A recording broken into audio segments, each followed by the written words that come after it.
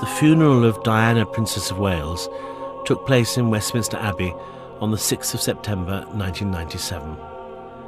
33 million people in the UK watched on TV and billions more tuned in worldwide. As her cortege departed from the Abbey, the choir sang this piece by the composer John Tavener, Song for Athene, May flights of angels sing thee to thy rest.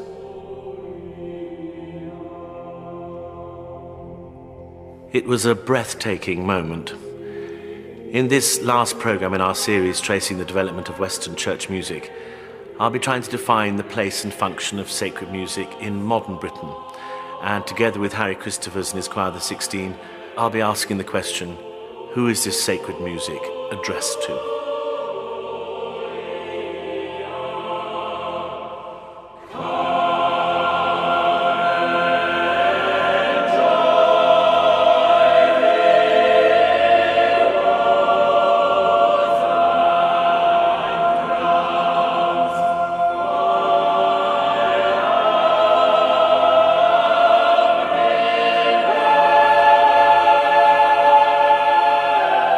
I'll be exploring the music of three contemporary British composers who each in his own way represents a major strand of sacred music in 21st century Britain. John Tavener, whose music captures the intensity of a religious experience. There's usually a sort of inner spiritual reason for why I do the things that I do. Music is no good if it can't be sung by the human voice in some way. I'll be meeting John Rutter, whose carols and church music have become a worldwide phenomenon. There's no reason to exclude popular types of music in our churches, but I do believe in a certain spirituality in church music.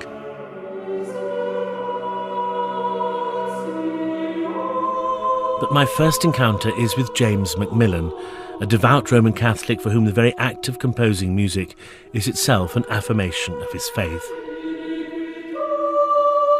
I don't write church music all the time, but I do have an attitude towards music which sees it as something that has the ability to search out the sacred in our lives. I think all music is sacred.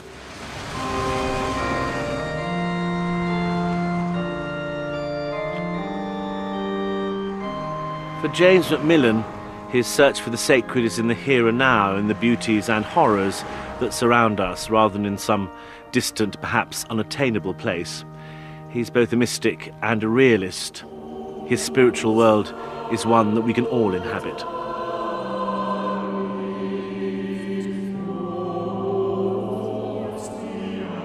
James, when I first heard about you and your music, I heard that you composed music every week for your local church. That's the first thing I remember registering about you. Yes, I mean, it's as much as a surprise for me as anyone else. I've grown up with the church and church music and liturgy. I do love writing for human voices, whether it's for great choirs or amateur choirs.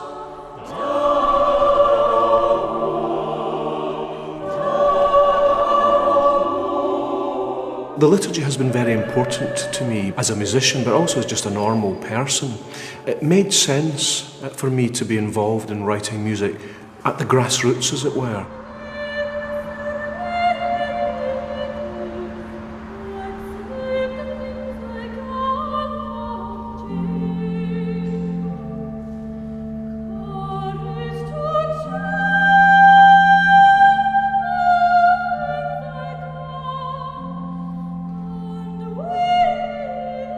As choir master of St Columba's, an inner-city parish in Glasgow, James has built a strong foundation of congregational music, where anyone can be involved.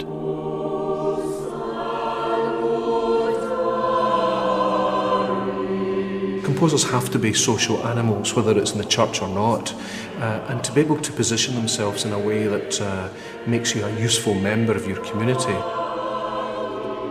There's got to be music and there's got to be prayer, and the people have got to be able to feel that they can sing their prayers, because that's the best way of praying.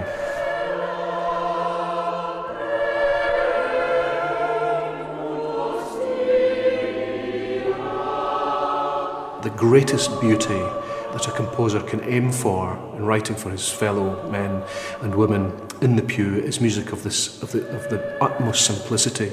And you do consciously say, write them songs that they can sing easily, presumably? Hopefully. In many ways it's the most difficult thing I do as a composer. It's much more straightforward in a way for me to write a complicated piece, but to write a piece of music that ordinary people who don't even read music, will want to sing, first of all, and can sing, is a very, very difficult thing to do.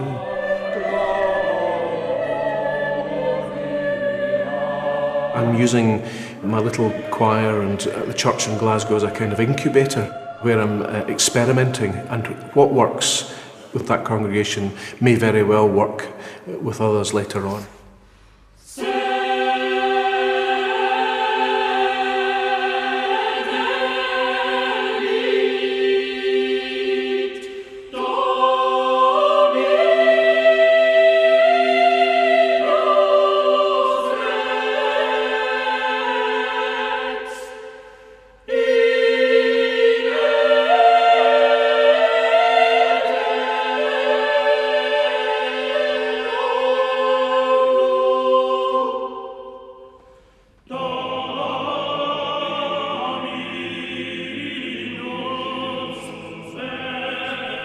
James MacMillan has an international reputation as a composer of both secular and sacred music. In this communion motet, he has taken a text from one of the Psalms, Sedebit Dominus Rex in Aeternum, the Lord will sit on his royal throne forever, and he set it as an astonishing piece of choral virtuosity.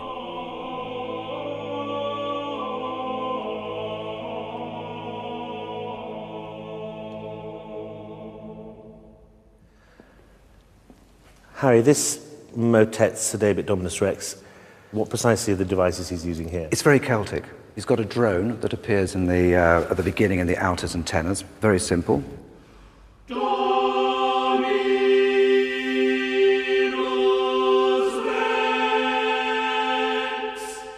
But then typical James fashion, held notes, but then some very short notes, very decorative, embellishing that sort of pattern.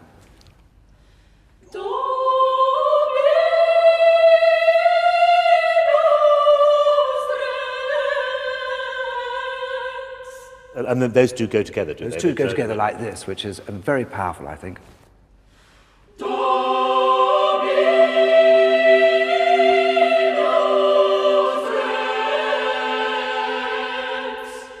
It sums up for me a whole set of associations, actually, not just Celtic, but obviously medieval, that and the power and the elaboration of the melodies. I mean, there's many different sort of influences seem to be coming together. Fantastic layers. And then a little bit later on, he introduces something towards the end which is just so beautifully choral. He softens it, doesn't he? He softens it into something that we recognise as more modern harmony somehow. Absolutely.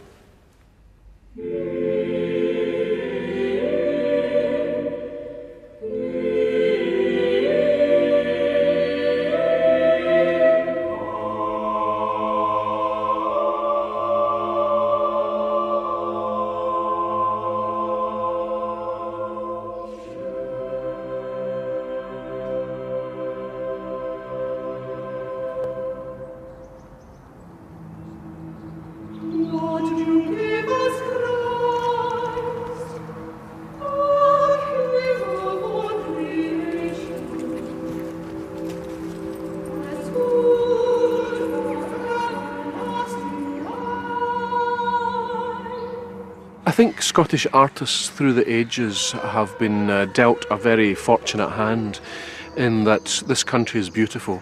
It has been the source of so much inspiration in the visual arts and in music and in writing through the centuries.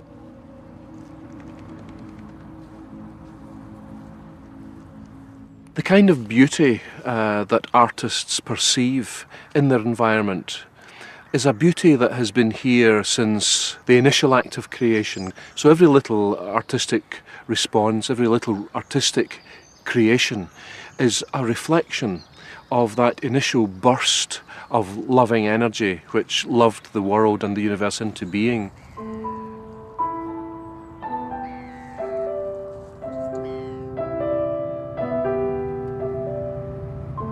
What's evident from talking to you is you want to communicate something quite specific, and that presumably is fired by your genuine religious faith. And are you aware that you are writing within the tradition of the church as well as within the tradition of music?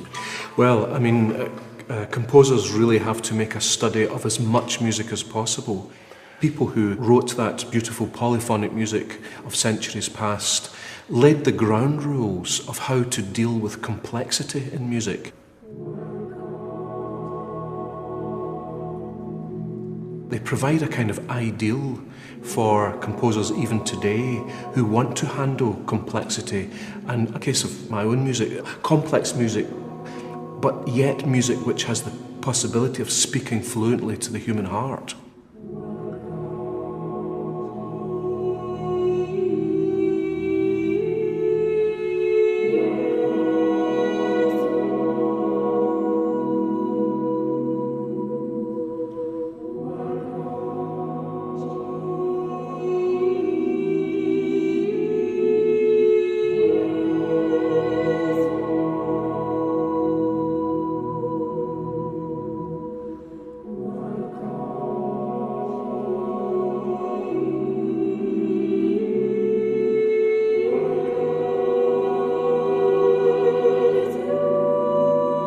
Welcome, Jesus, in my soul forever stay. I remember learning that for my first communion, and it's stayed in my mind ever since. It just seems a very, very simple, childlike prayer, and it seemed quite an appropriate piece to set to commemorate children who were tragically murdered in Dunblane.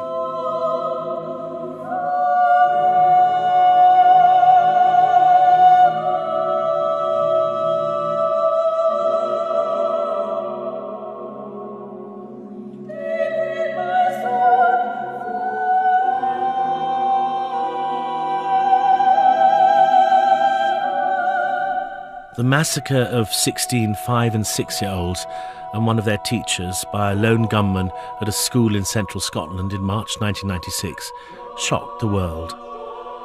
A child's prayer, James's response to these tragic events, searches for a sense of consolation and peace beyond the desolate facts. The two sopranos' innocent, childlike voices becoming progressively more unearthly and ethereal.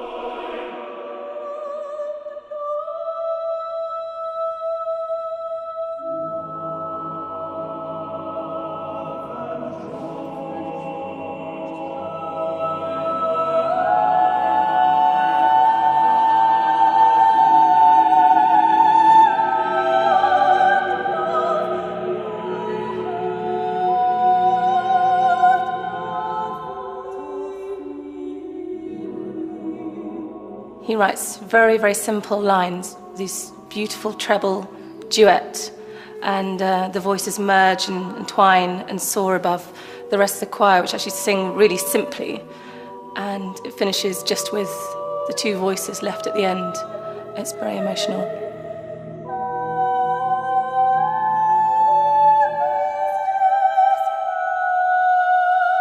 It's such an extraordinary piece, and it's very frightening for the soprano soloists because they have to go high, they have to go low, it has to be perfectly controlled. But it's deeply religious music, and it's always very moving to sing.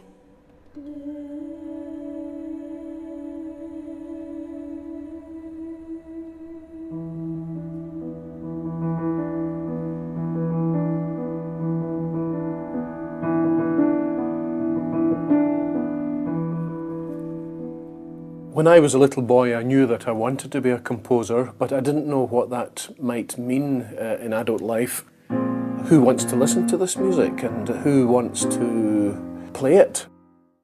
And I'm glad that there are many of my fellow musicians out there who are keen on the music of our present time, and they maintain relationships with the composing community and ask many of us to write for them.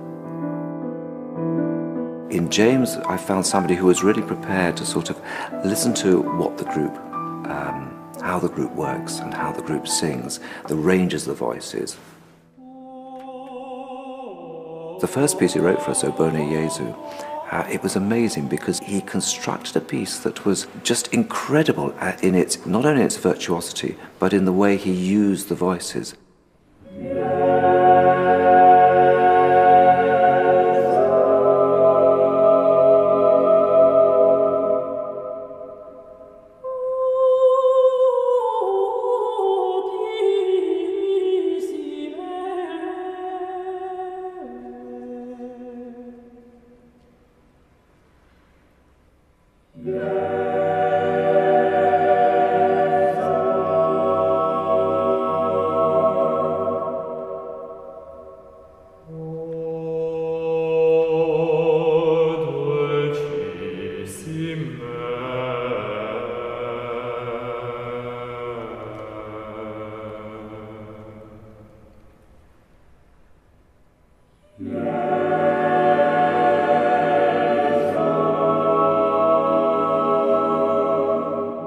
I must have sung O Bone Jesu maybe 40 times at least by now, and every time I discover more subtleties, more wonderful things in that texture.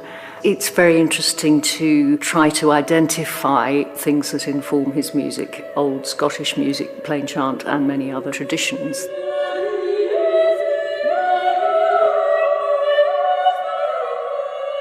O Bone Jesu is James MacMillan's intensely personal prayer to the name of Jesus.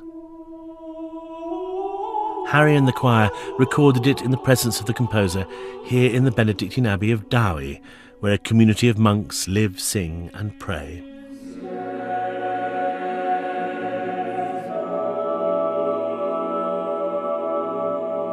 Sometimes I think that what composers need to do is butt out and leave it to the tradition.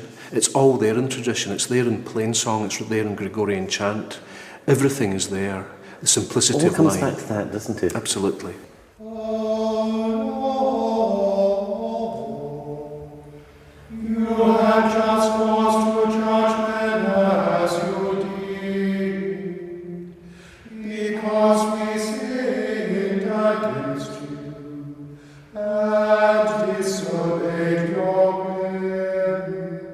I can see tradition like a river running through history, irrigating human experience at any given point in history, and therefore that tradition can be a life-giving, progressive and valuable good thing rather than something that is to be forgotten about and seen as simply in the past. Has your music been sent out, as it were? Is it becoming a regular part of the Catholic repertoire? It's beginning to. There's a couple of masses that seem to be used in various places. There's so much need for music for liturgy. People are recognising a truth about music, that it is something to do with the stuff of grace, the stuff of God, if you like, as I would see it. And treat us with your unbounded kindness.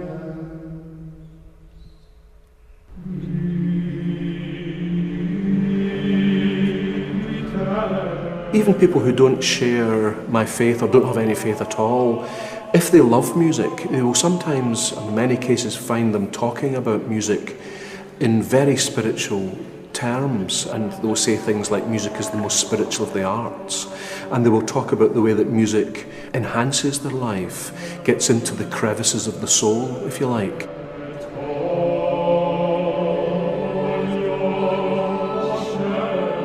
I think these are times when people aren't necessarily drawn towards religion, but there's a heightened spiritual awareness, and there's something, a quality in his music that speaks very directly to people. There's also a sort of everyman quality to some of his choral music that does make it very approachable, although it's contemporary and at times very difficult to perform. The 16's relationship with James deepened recently when he composed a piece for them to sing at a concert in the Belgian city of Antwerp.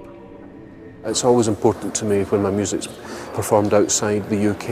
It's nice for me to consider that my music's travelling in that way, especially to these important centres of culture and learning and religion.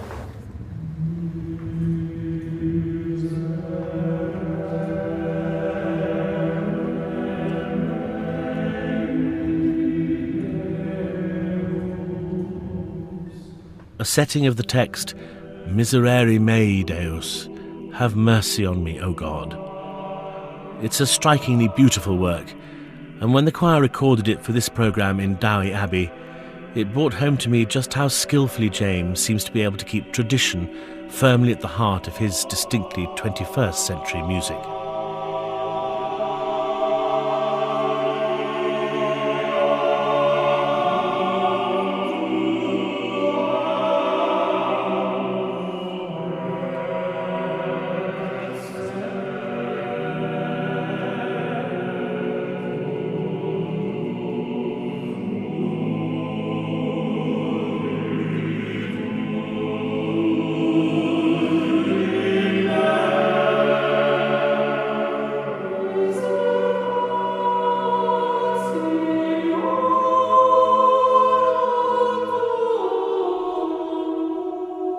It's quite a strange sensation writing a piece which you don't actually hear when you're writing.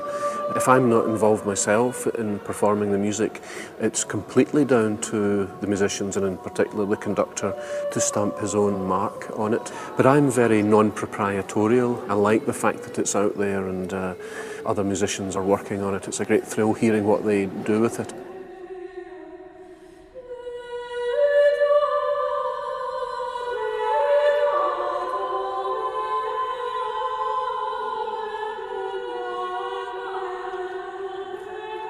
It's a really interesting combination. It's got some Jamesisms that we're used to, some kind of nice little harmonies and little movements, but some new kind of almost Moorish elements that we're really enjoying.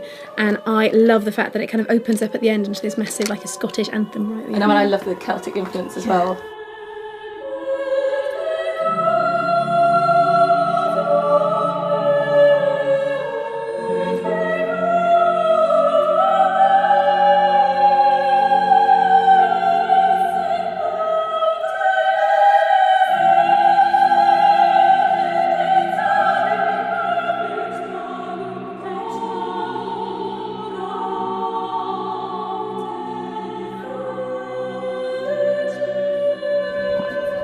We hear a lot of sacred music now in non-liturgical contexts such as secular concerts, and I'm quite happy with that.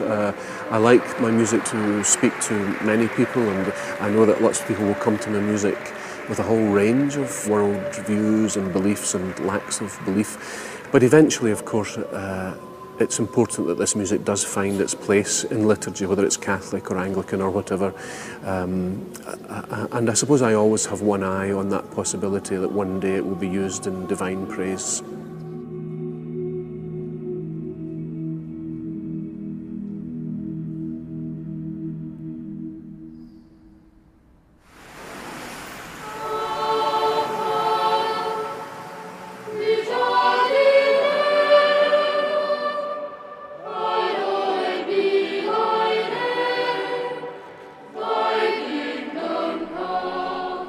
There is a continuity of sung church music in Britain that dates back well over 1,000 years.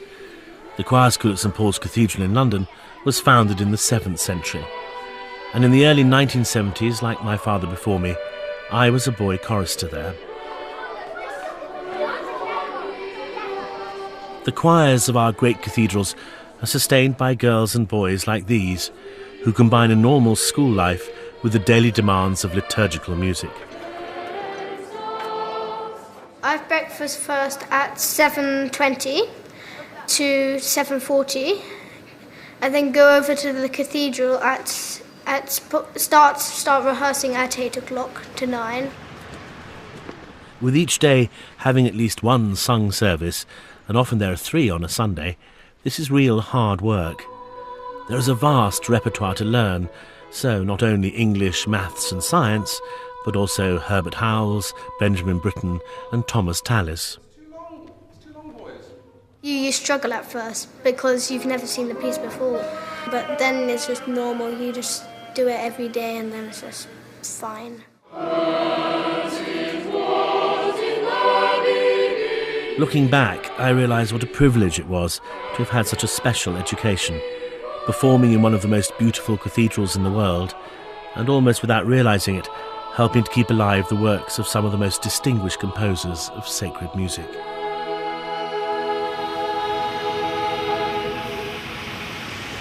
One of the most commanding contemporary figures is a man who's been described as the greatest living composer of choral music, John Rutter.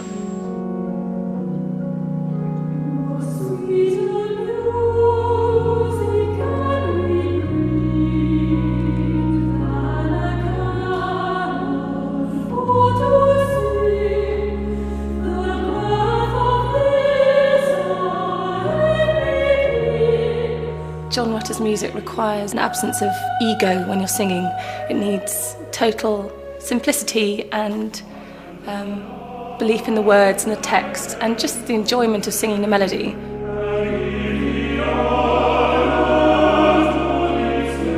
The thing that you've got to remember about John is that he writes a great tune. It's as simple as that. And from a singer's point of view, they're very satisfying to sing because they lie well within the voice.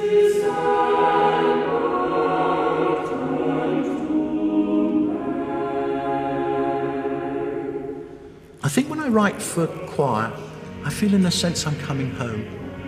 Choir's a family for me, and I'm fascinated by orchestras and chamber musicians and all of those.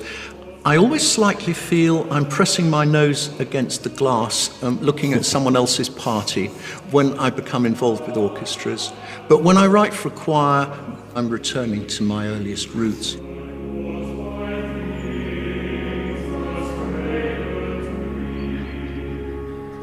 John began his musical education in his school's choir, and this has hugely influenced his compositions. He's so ubiquitous as a composer that practically everyone who has raised their voice in church will have sung one of his hymns or carols.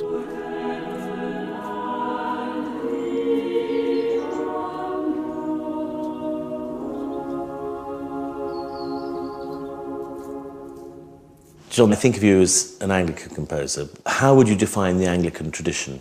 I mean, I know I hear some things, I think that's an Anglican choir. Is there such a thing? I think the Anglican style now is something that I think of as devout, but at the same time more earthly than it was when I started out. That we used to think of a choir in a cathedral as being like a visitation of the angels. And now, when I go, and I still enjoy very much the modern cathedral style of singing, I think it's more like you can imagine the boy choristers have just come in with muddy knees from a game of football, that they're earthlings, that we're having a conversation more with equals rather than looking up towards the angels.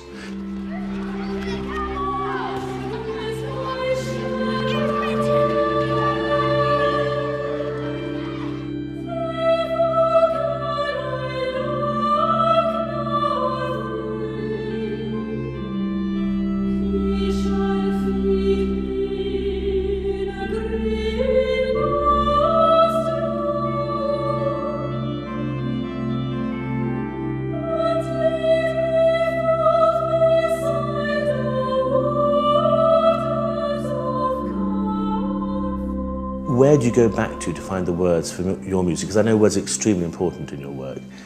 Where do you go for inspiration? The Bible. I must admit, in the authorised version of 1611, that Can't be better. Much though I respect modern translations, I don't find they inspire music for me in quite the same way. The Psalms are wonderful because they're so intensely human. They're filled with all the emotions that we feel. Positive ones, sometimes like trust and hope, and the depths of despair. Out of the deep I've called unto thee, O Lord, Lord, hear my voice. We've all been there. And the psalmists just understood that and expressed it. That's why composers return again and again to the Psalms.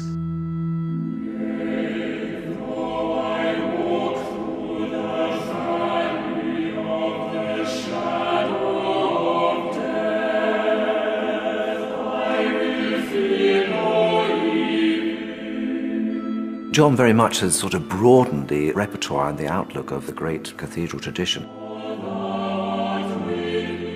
We do have a phenomenal tradition for choral music in this country, one that's been going on for centuries.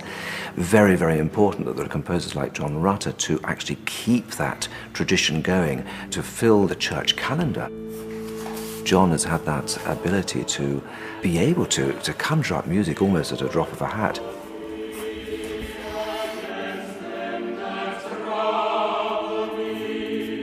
Unless you have the sureness of a Mozart or a Schubert, where they just seem to know immediately, by the time they came to paper, at least putting ideas down, just what they wanted. Most of us have to struggle.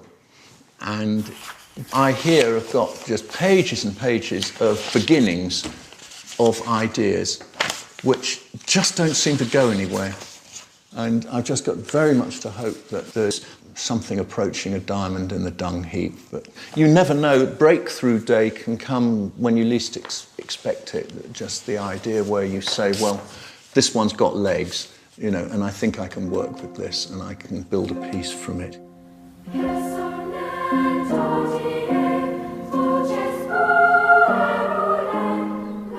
John Rutter is incredibly modest about his work, But over the course of a composing career that now spans 5 decades, he has produced an impressive body of both original works and arrangements of traditional pieces. Your pieces are immensely popular. Do you aim at being popular? No, I never have. Truly not. I've been accused of commercialism, and hand on heart, that's the last thing in my mind. The first thing in my mind was to serve the occasion and the liturgy and the performing group to the best of my ability, like a bespoke tailor would, making a suit of clothes. I was classically trained, but I'm sure that I've been influenced by popular music, and that's crept into my church music almost by the back door. There's a certain amount of Elton John, the Beatles, the Broadway songwriters in there somewhere within what's basically a fairly traditional classical framework. And it seemed to be a mixture which must have hit the spot for a certain number of churches.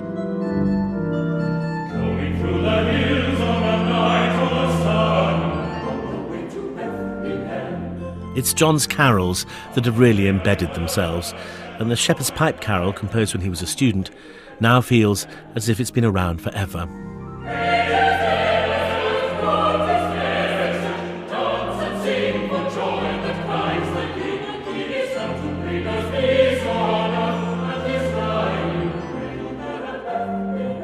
Christmas without a John Rutter carol doesn't make any sense anymore. Where did that begin? I never really thought of them in any religious way. I just thought of the Christmas carol as a form of folk art. It's actually the oldest form of vernacular choral literature, because even before the Reformation, composers, there was sort of amnesty, I think, at Christmas time. You were allowed to write with English texts, sometimes mixed with Latin, make we merry in this fest, in quo Christus natus est. Well, even the stern church fathers of the day somehow had a soft spot for carols, and of course many notable composers have continued to have. And from singing all the great carols of the past, I suddenly thought to myself, well, why don't I write one or two of my own?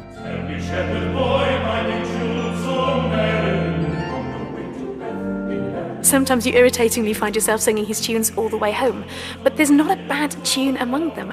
And you see everyone's faces, be they musicians or be they just congregation or even audience if it's a concert. People melt, they feel it. Dance and sing for joy that Christ the King is come to bring us peace, honor, and his life. You're not a believer, am I right? Well, I grew up in a Christian background. I was baptised in the Anglican Church. I hope to be buried in an Anglican church with plenty of music, 83 pieces at my funeral. I've chosen them all. It's a long service. It will. And the Anglican Church is deep in my heart. And I've never really needed to ask myself the question, do I believe it? I've never really been somebody who's very good at signing on dotted lines. I'm a natural don't knower. And the texts, you say you were brought up with the Bible, but you also compose your own text. And again, that comes back to the question of faith, because how do you compose a text from scratch? If you can't enter into the state of faith and of being that text is all about, then you're never going to set it convincingly to music. And I think that's one of the things artists have to do, to enter into states of being that are not necessarily their own. In a sense, I'm a believer for as long as it takes to write the piece, without any doubt or hesitation. And after that, I'm a don't know.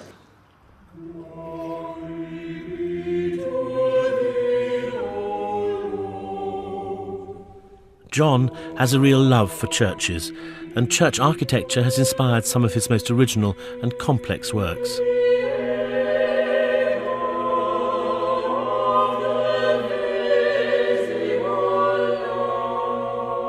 The Hymn to the Creator of Light is a substantial work, and actually you see John in a completely different light. You see him really writing very, very daring harmonies and relishing those, a completely different composer.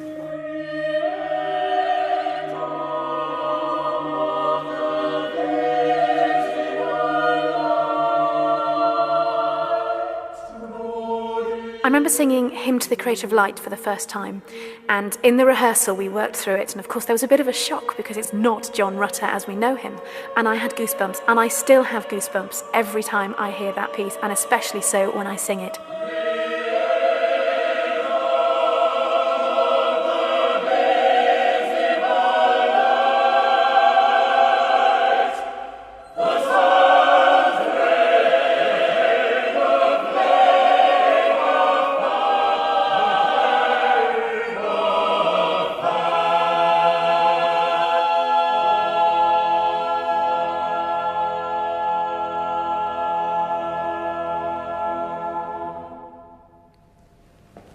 John, we've just sung the Hymn to the Creator of Light. It's a very original piece. What was the genesis of it? It was to celebrate the centenary of Herbert Howells's birth. Now, he was a composer I was fortunate to know at the end of his long life. He died in 1983.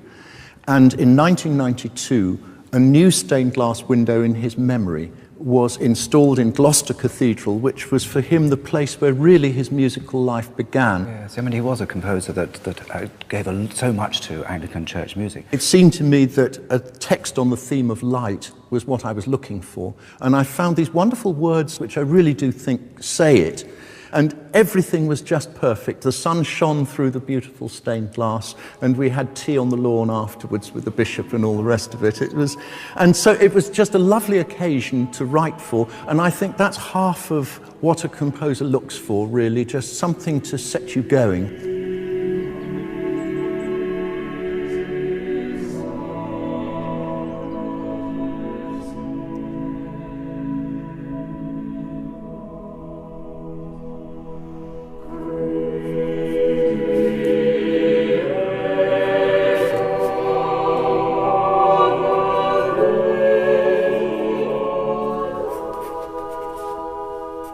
The future of Anglican church music. I mean, you're such a central figure now in Anglican music. No. And your musical style has determined how it's done to a large extent. So where do you think it's going? I hope it's going in good directions. I trust that the Anglican Church will keep its choirs going at all costs in our cathedrals because they're unique. We're also jolly lucky that our two ancient universities of Oxford and Cambridge maintain such fine choirs.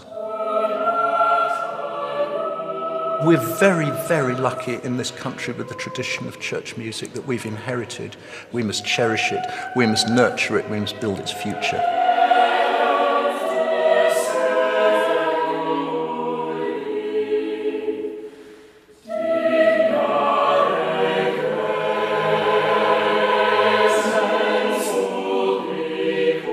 It seems to me that John's faith is ultimately in music itself, and that he sees his work as part of this vital process of maintaining and replenishing a precious living heritage.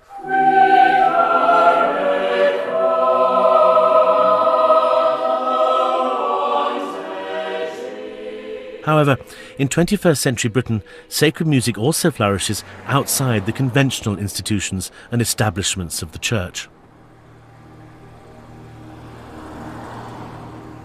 Sir John Tavener was born here in suburban Wembley Park in North London at the end of the Second World War.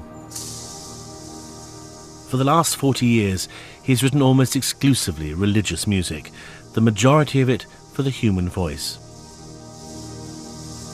In the 1960s, he caused a sensation when the Beatles championed his work, releasing on their Apple label first The Whale, a biblically inspired oratorio.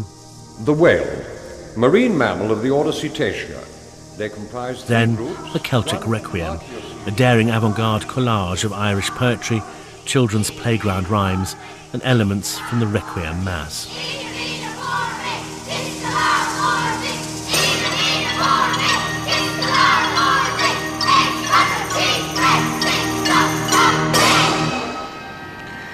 I like performing my music in churches because so much of my music has been inspired by the church, by church ritual, by church liturgy.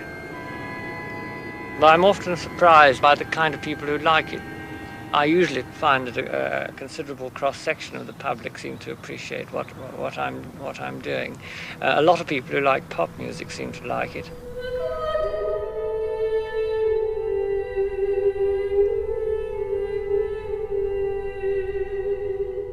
But the swinging 60s took their toll, and in 1977, after a profound spiritual crisis, John embraced the Eastern Orthodox Christian Church, and its ancient traditions of icons, mysticism, and sung liturgy have dominated his life and his music. This is music which addresses God, of course, but which also evokes in its sensuality God's continuing and living presence in his creation.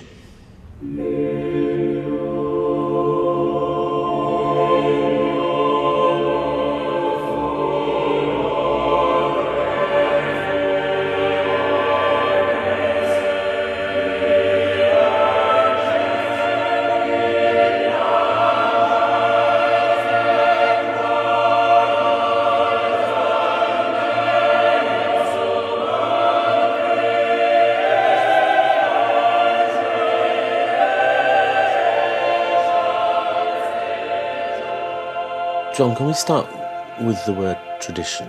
Because everything I've read about your music, the word tradition comes up, but I think you mean something quite specific. I do mean it in the broadest sense, insofar as I think the reason sacred music continues is because people have a thirst for tradition.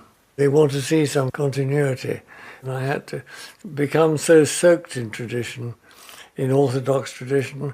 I learned a bit about Indian music, I learned a bit about Arabic music and various traditions to understand how they worked, and then tried to create a style out of these various traditions. Would you say now that you're essentially Orthodox, or would you say you're mixed? No, I would say I was essentially Orthodox, but open and interested in other religions.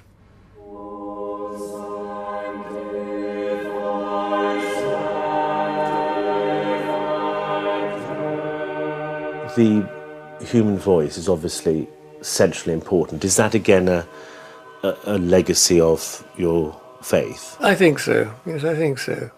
Yeah, and also I used to compose. My voice isn't very good nowadays, but I used to compose on my voice. What, sing at the piano? Yes.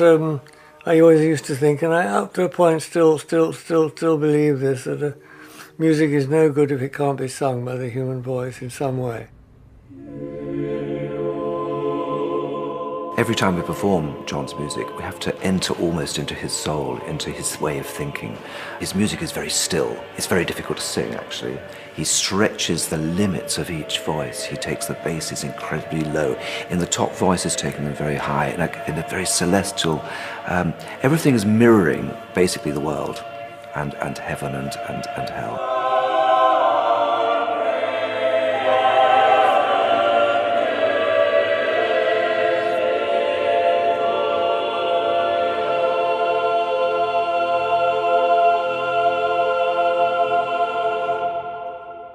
That leads me on to what this music is for, who's it for. Is it for the performers themselves as an act of worship? Is it for God? I think when I compose it, I perhaps naively think that it's for God. I think I wouldn't be able to do it if I didn't think that.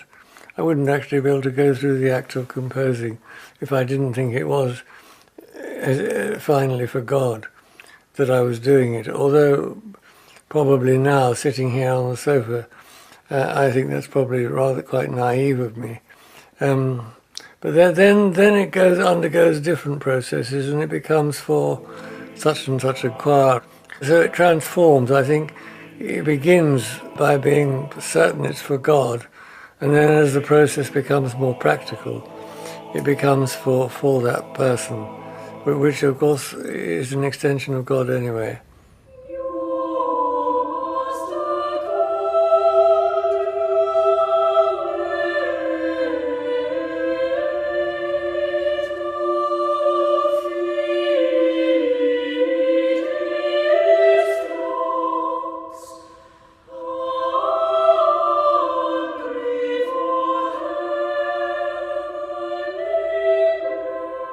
Tavener thinks about his music in a very deep way. It can be thought as sort of music to relax to after a long, hard day's work. If it does that for some people, fantastic. But I think for most people, it's actually doing something much more. They are experiences. They are deep, deep spiritual works. We have to be part of that incredible ritual. Kyrie eleison, Kyrie eleison, Kyrie eleison, Kyrie eleison, Kyrie eleison, Kyrie eleison. There's a sound world which is certainly orthodox, which you can hear in Tavener's music, but it's something that to an untrained ear is recognisable as being from that world.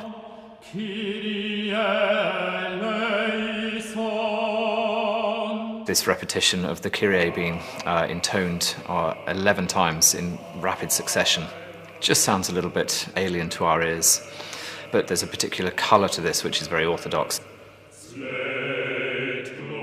I just went recently to my first Greek Orthodox service, which was a friend's wedding, and I was struck by how much sung music there was from the celebrants and a cantor. So much of the ceremony was actually sung rather than spoken. Ritual has always been important to me, ever since my father, when I was 3, I remember, brought home pamphlets of cars, and as a 3-year-old I stamped on them. Big car, little car, big car, little car, big car, little car, big car, little car, big car, little car.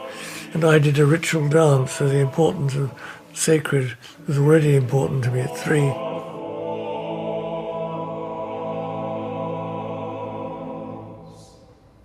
John Tavener has been inspired too by poetry, in particular the writing of the great late 18th century mystic, poet and artist William Blake.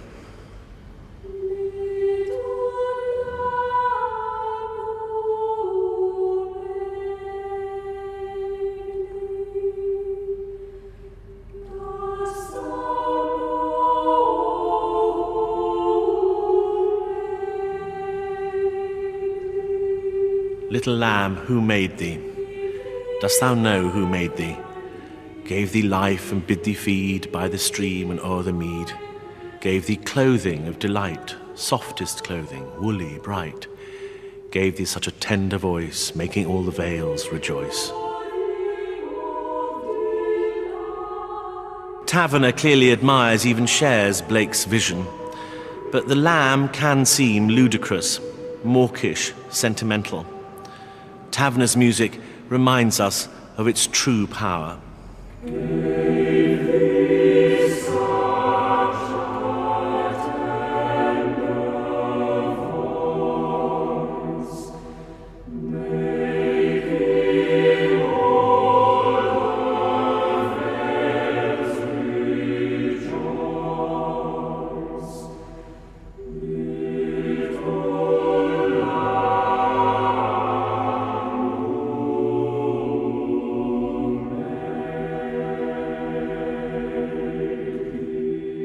The lamb came to me on a car journey from Devon to London. It was ready to finish when I got there.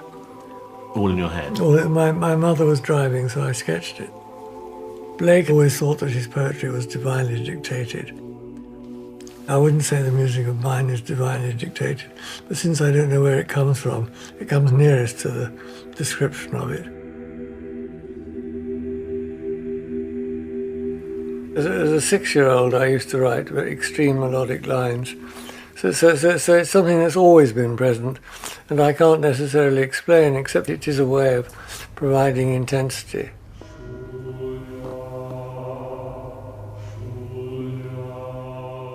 In the mid-1990s, John's spiritual journey reached out beyond Orthodox Christianity, and he began to explore through his music ideas drawn from Islam, from Hinduism, and from Buddhism.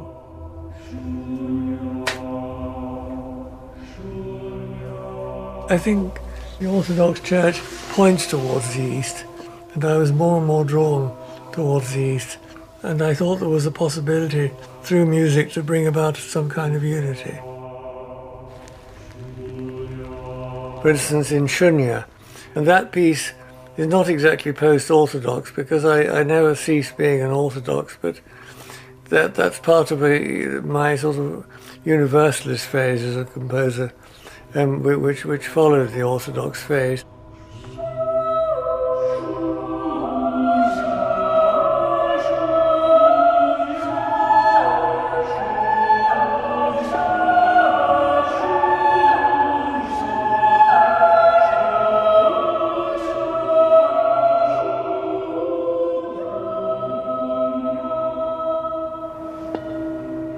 fascinating thing I find with John is the way he uses incredibly unusual instruments. For example, in Shunya we had the large Tibetan bowl, an extraordinary instrument with these incredible overtones.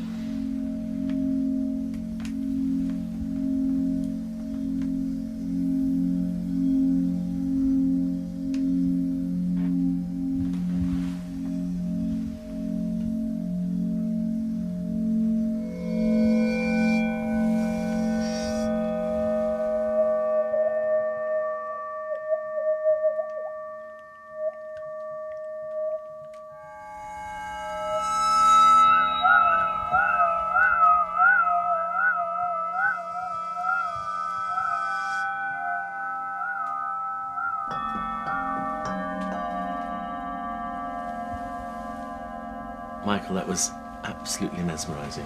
So beautiful, aren't they? They're Tibetan.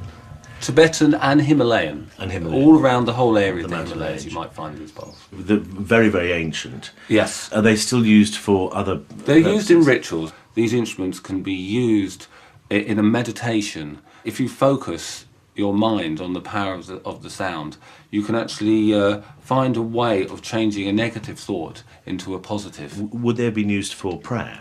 Yes, usually to mark the beginning of a prayer. Do you want to have a go?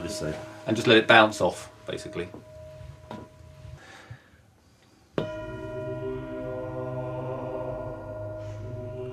Shunya was composed in 2004. John has said that his intention was to express a little of the inexpressible, and the Sanskrit word shunya, which means void or nothingness, is repeatedly intoned as the piece unfolds like a Buddhist ritual over the course of 20 minutes.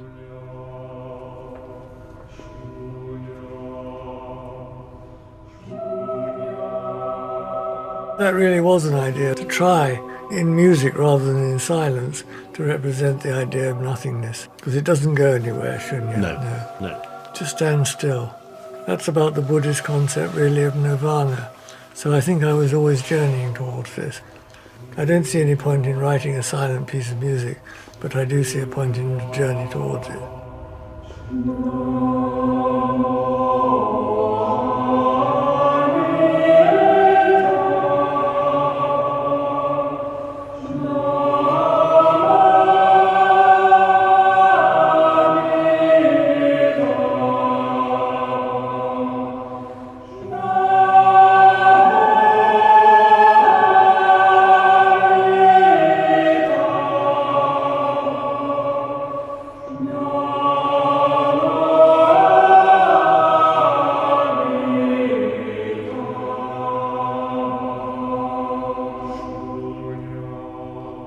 John Tavener evokes the religious life in all its intensity.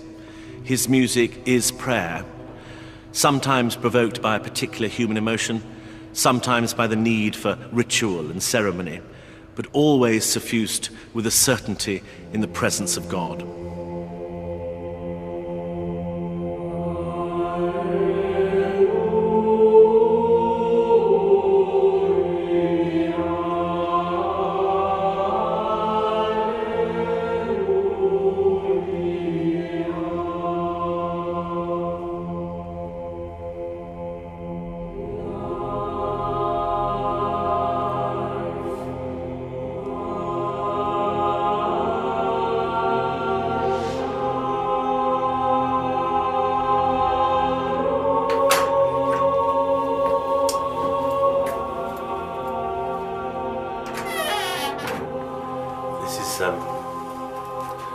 John's private chapel on his, I was about to say estate, it's not quite as big as that, in his garden. And he's constructed this little Orthodox chapel, and they hold services here. So it's a working chapel. He's quite an imposing man to meet. And I don't know why really, I mean, except that I think it's something to do with the intensity of his work. I think he's probably imposing anyway, but certainly you're aware that he's produced this body of work that has a sort of concentrated energy. And despite the fact that he wasn't feeling very well, that concentration is still evident, I think.